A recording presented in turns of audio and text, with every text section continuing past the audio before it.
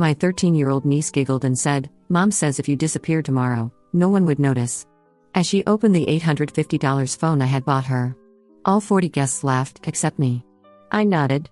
And with just 2 taps, I canceled every payment, credit, bills, subscriptions. That night, I moved out, cut all contact, and disappeared, leaving behind only a black backpack. Inside, they found receipts. Every single one. My name is Dana, and this is the story of how I became invisible to my own family, only to make them realize just how much they needed me when I was gone. For 15 years, I was the family ATM.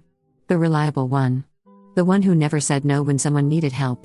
When my sister Allison divorced her husband 3 years ago, who do you think helped her move into a better neighborhood so her daughter Brielle could attend a good school? When Allison's car broke down last winter, who co-signed for her new Honda because her credit was shot? When Brielle wanted to join the expensive dance academy, who quietly transferred the monthly fees without being asked? I never married, never had kids of my own. At 38, I built a successful career as a software consultant, making more money than anyone else in my family. My parents always said I was so generous and such a blessing, but I was starting to realize that to them, I wasn't a person, I was a resource.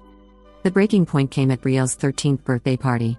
Allison had planned this elaborate celebration at their house, the house I'd helped her buy with a down payment loan she'd never even acknowledged, let alone paid back. She'd invited 40 people, neighbors, school friends, family members, even some of Allison's friends from work. The decorations were expensive, the catering was top tier, and Brielle was expecting her big gift, the latest iPhone Pro I promised her. I arrived with a phone wrapped in rose gold paper, watching Brielle's eyes light up as she tore through the wrapping. The device was beautiful, sleek, everything a 13-year-old could want. I'd spent hours at the store making sure I got the right color, the right case, even preloading it with apps I thought she'd enjoy. "Oh my God, Aunt Dana, this is amazing." Brielle squealed, immediately powering it on. The crowd gathered around, admiring the phone, commenting on how lucky Brielle was to have such a generous aunt. That's when Allison appeared beside her daughter, wine glass in hand, slightly tipsy from the afternoon's festivities. She looked at the phone, then at me, and her expression shifted to something I'd seen before but never wanted to acknowledge, a mixture of entitlement and barely concealed resentment.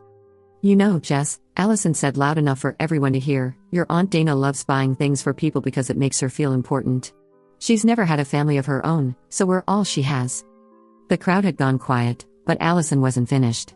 She took another sip of wine and continued, "Sometimes I think she believes she can buy our love. It's kind of sad, really." I felt heat rising in my cheeks, but I stayed silent.